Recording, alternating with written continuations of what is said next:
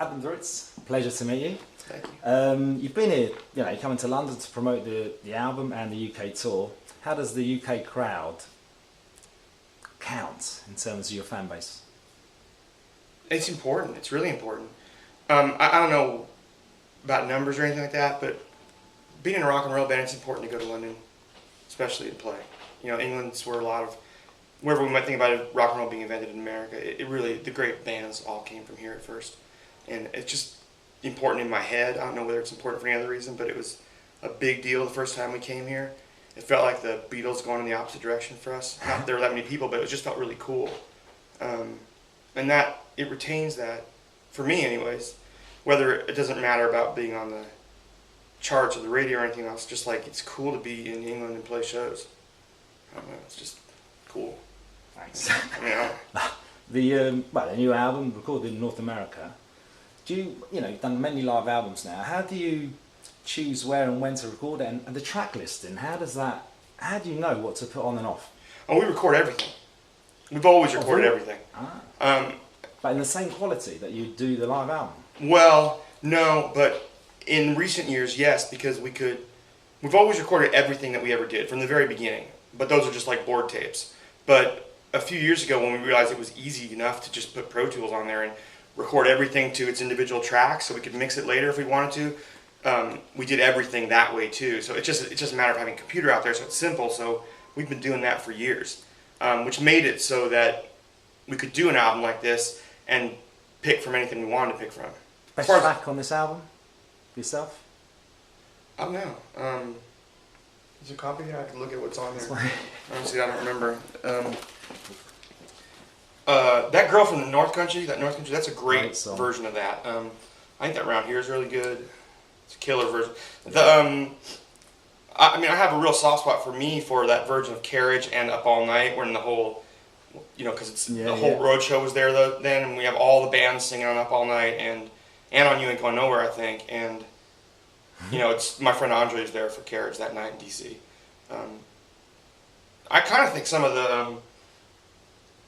the ones we stretched out came out really good. Around Here, North Country, the Rain King with the elbow song in the middle of it, which we'd never done before. You love rearranging and repositioning songs. Is that because you think to keep it fresh for yourself, for us, or because you think, oh my God, I should have done it differently in the first place? No, I don't know if I do it to keep it fresh for myself. I think it does keep it fresh for myself. I think that I'm not really trying to rearrange songs. I'm just trying to do whatever I feel like doing. And also I'm listening to everybody else. And it affects you, it's happening right then. I don't want to play, I guess I just don't want to play a concert like it's by rote, so I want to feel free to go wherever I want to go at any second. Like that version of Rain King.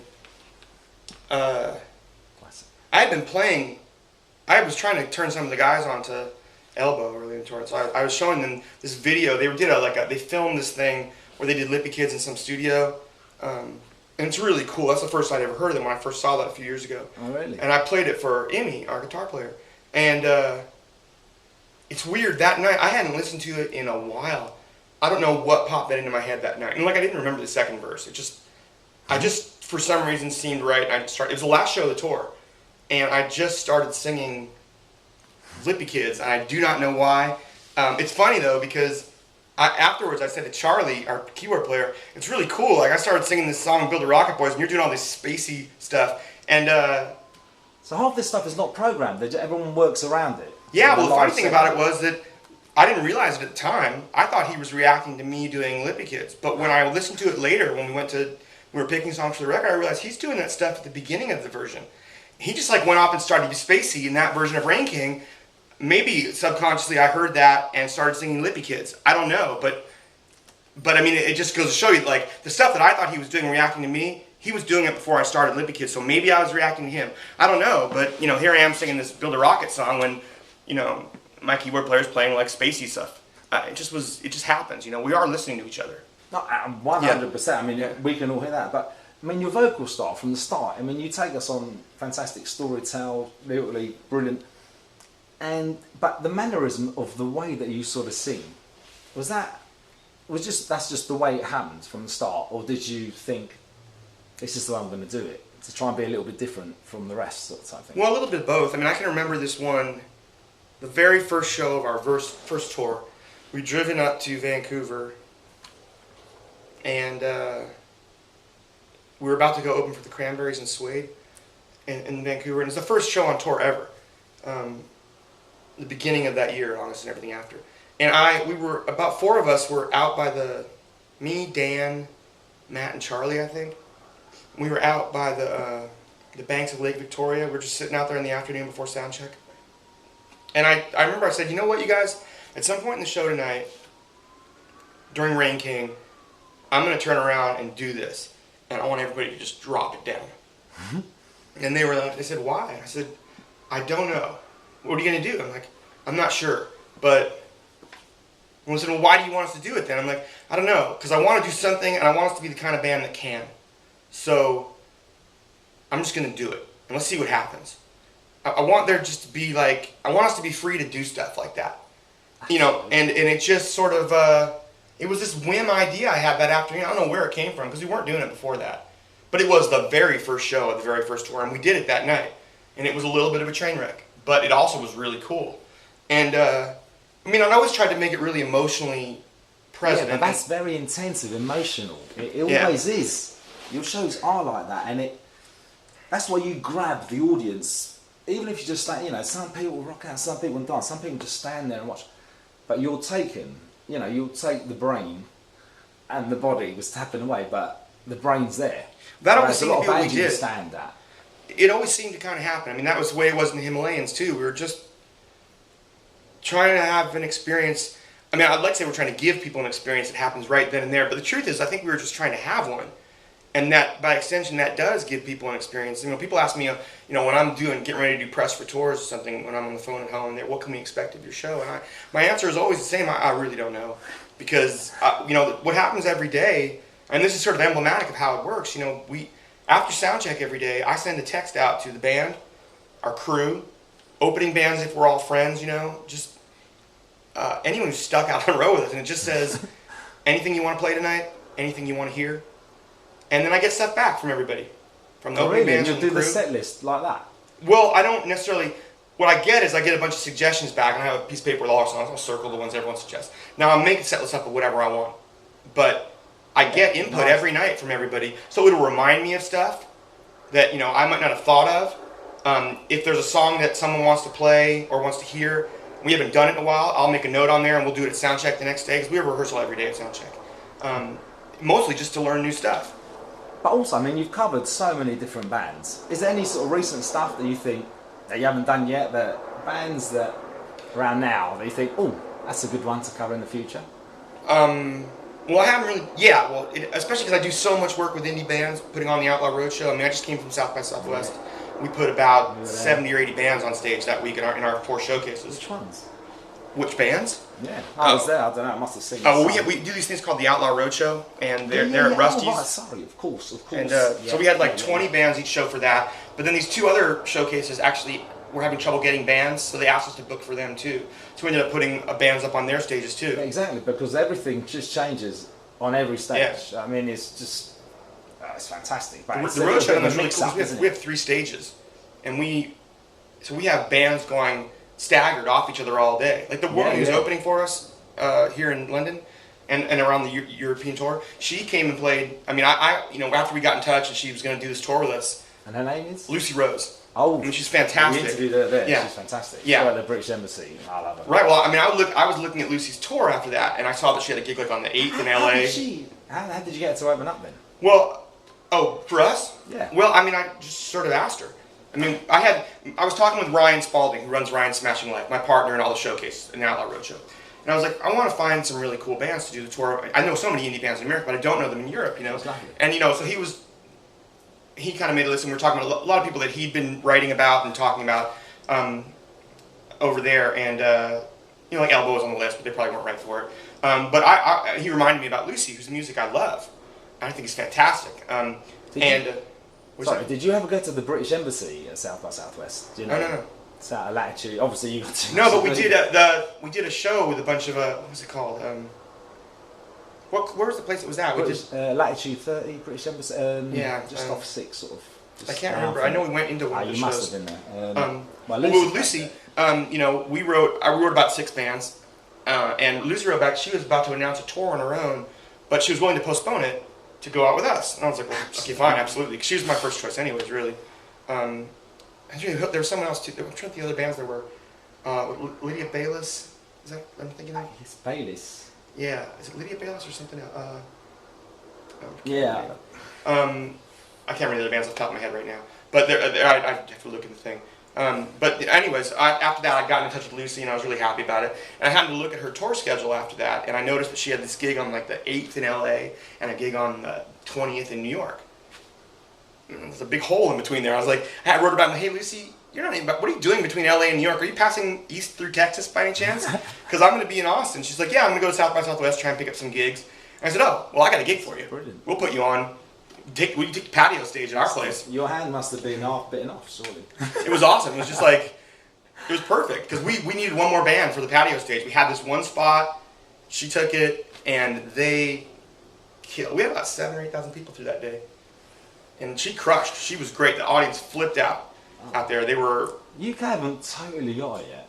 But, you know, all right, Bombay Bicycle Club. Yeah, I mean, I knew she was from there. And I'd seen, like, videos. So I'd never seen them play with... Never seen them play with them other than, like, on YouTube. She's great, though. I mean, her show that day was so good, which is what I expected, because a lot of the stuff online is her playing by herself or playing in a part or something, so I knew she could really play. It was not like she can't. She's really legitimately great, but they killed it that day in Austin. They just crushed. And we have a great crowd, too, but she crushed it. It was so good. I was like, yes, because this is our opening band. She's just killer. But everyone here in the UK, for some reason, we're on this massive sort of David Bowie thing. Oh, well, it's David I don't know, you know, Bowie, Bowie. Are you a big fan? What do you think he's what do you think of Bowie? I'm a huge fan. Bowie, whatever. I'm a huge fan. Always was from a kid. Like, Hunky Dory was one of my favorite albums when I was growing up. Why is everyone going crazy about it in London right now then? Well, because he just put out a record, right? I don't have it. Record is there. I'm sure that's what it is. Well, you know, like, he's pretty... It's just... Anyway, look, it's a small island. It's a small island with more music magazines and music papers than America has. And it's a very small island. So a little excitement, everyone gets turned into the Beatles over here very quickly. It's true, which is not a bad thing, because the next thing you know, it's like, we played Jules Holland with Stereophonics, and my thought is, wow, they're great. Right. I wish we'd gotten that Stereophonics song done for this record. We didn't finish it in time. But which one? We were doing a Local Boy and Photograph, which they played that day on the air. They played More Life Than a Tramp's Fest. And we ended up hanging out that day. We were there for Satellites, so we were playing like Angels of the Silences and maybe Long December, I'm not sure. But they were just awesome. And then a year later, 2 years later, they're the biggest thing in Britain. They've like, Oasis is not as big anymore, and now the Stereophonics are huge. By the time, Just Enough Education to Perform came out, they were massive. They were playing like to like 100,000 people, 500,000 people in Hyde Park. Right voice. But it helps because you have all these magazines. So like, when everybody decides at once that somebody is the Beatles, they're the Beatles over here for a little while. They may come to America and play in a club, but here there's 500,000 people lining up, and good because they're great bands. What about the press then? The press that you got from in the UK has always been sort of favourable. Have you ever had sort of bad reviews that you look at, and do you read the reviews for starters? Yeah, I read everything. Because I think you should. What's the one that made you upset then? Oh, I don't know. Must have been one or two. Not from us, by the way. I know that I remember them exactly. But, I don't know. I mean, it's like, we always had a lot of good press from Mojo and you always like Q, but we had, there's a great tradition of snarky writing here. So there were always something that would be like some people nasty. No, there's a great tradition of snarky writing over here. Let's face it. Yeah, I agree. But I don't remember which one. I'm sure something pissed me off at some point because I read everything, and it's out there. It's gonna piss you off. Yeah. It's also when I was younger, I was less immune to it. You're much more sensitive to it when you haven't had it happen to you very much. But we had a lot of that after our first album. After that, we got nothing. We couldn't buy a bad review on the first album. But after that, the backlash, which always happens when you have that kind of success. Especially, our second album was a better record to me, but the backlash over it was just like vicious. So there's plenty of that at the time. I don't know. Anyway, let's stop talking about the press. I'm part of it. But with your disorder, I mean, you talked about it. Yeah. Is that okay to talk about? Yeah, sure. How does it affect you on a daily basis then? Well, it makes it scary a lot of the time. Just normal stuff that wouldn't be scary for other people is But so it weird doesn't. for me. How exactly does it work? So Well, sometimes the you're world doesn't seem very disassociated. real. It just makes it like, look, you get emotionally involved with things in your life, with people in your life. They're very real to you, and for me sometimes though it stops being very real, and so it makes it harder to connect, and so relationships are more distant. You don't feel as much trust in them. It can often be like spending time with people is like the first time you've met them over and over and over again. It doesn't ever get comfortable sometimes, or it will be comfortable that you'll be with your best friends and suddenly it doesn't seem like you know them. But also there's a big danger of a very severe. There's a thing where it gets into me much more severe, like acid flashback, which at one point when I was younger kicked in without me taking any drugs and lasted about a year. And that's like life crushing.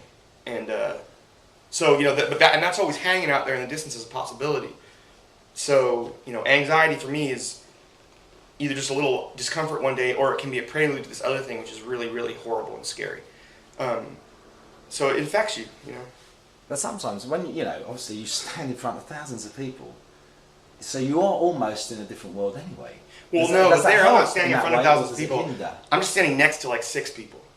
I'm on stage. I mean, but from my perspective, that's why. You see the view. Yeah, I have a much harder time going into a bar to talk to people than I do going on stage. Because going on stage, they're just out there. When you're in a bar, you're interacting with other people. Yeah. When I'm on a stage, You totally are. I told you, the brain. no, but You that's take them. it- When I'm on a stage, I'm interacting with 6 guys, with the band. Yeah. That's it, really. It's just me and them, and I'm really, really involved in what they're doing. Those people out there, I like it they're there, and the more the merrier, because I get a kick out of that's why I used to love coming over here and playing festivals, because the stuff we do, you shouldn't be able to do it in front of people who don't know your band. Like breaking down ranking around here and just wandering off into some other song or making it all up, that should work in a small club. It shouldn't work at Pink Pop with 60,000 people, but it does. Absolutely works better at a festival, I'd say. It does. It does. But when we first started doing it, like when we first started playing festivals, everyone was telling us, just play the song.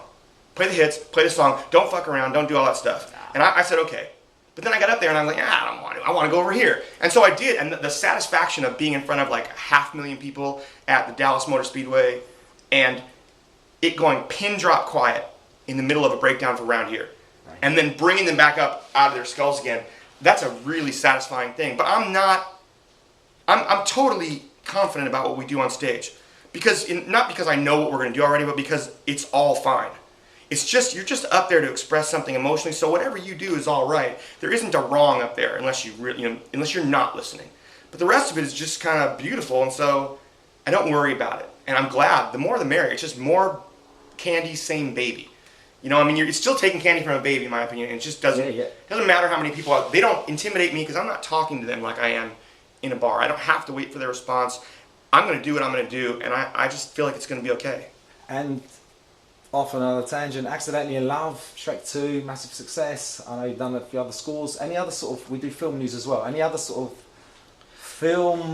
Well, we just released Freeloaders, which is the movie I produced a few years ago with the guys from Broken Lizard, but it's not really a Counting Crows project. It's just a very silly project. It's incredibly vulgar. It's incredibly raunchy and stupid and 30-second explanation. Some friends of mine wrote, I used to live in this house in LA where everyone would stay there with me. Every touring band from New Orleans, all my friends moved out and lived with me. And so some friends of mine years later wrote a movie, kind of a fictional account of life at my house when I'm not there. Mm-hmm. And it was about, the plot of it is basically that there's like these guys living at my house throwing parties. I'm on the road, never there.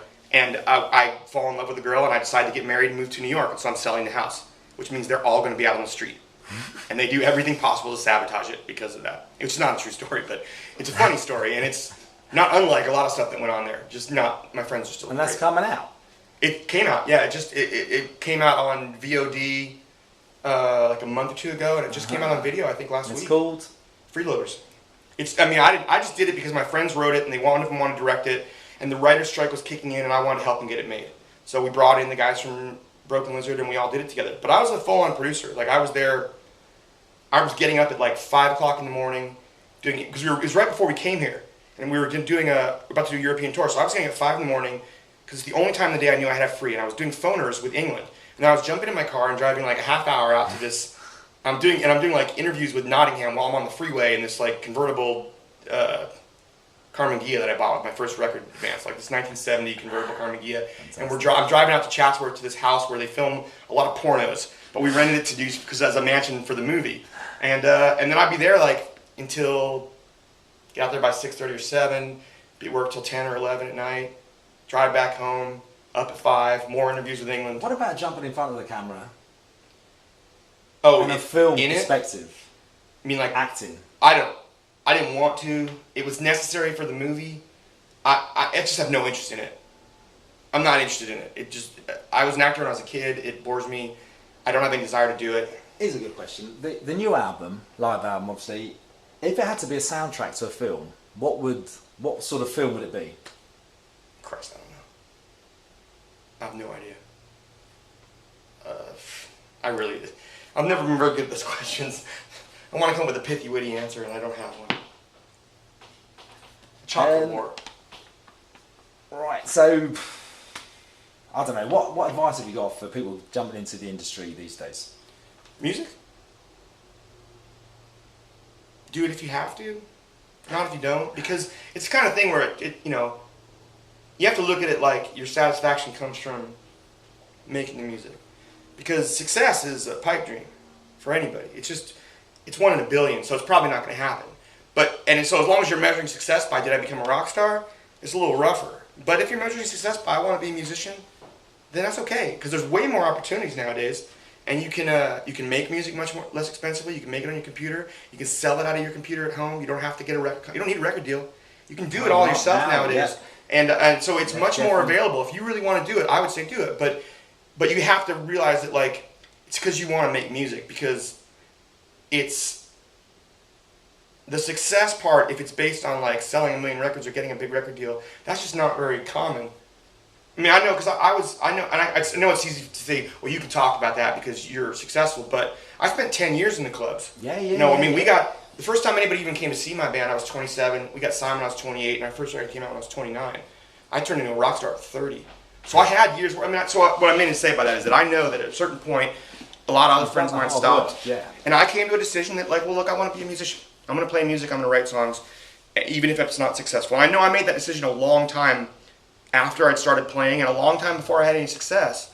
So I lived for a few years that way, and I was okay with it. And when everything happened, that was cool, a little weird, but I mean, I was already comfortable being a musician before that because I'd been doing it for a while, and I'd already decided that's who I was. And maybe that's why I was a little more grounded in some ways too when we got famous, that I wasn't really overtaken by how great it is to be famous, because I was real satisfied with playing music and happy being a musician. And we're all happy. The last question, thanks a lot for your time, Adam. For somebody in this crazy world that hasn't got the Counting Crows yet musical fix, what 3 tracks would you say this sums us up? 1492, Round Here, and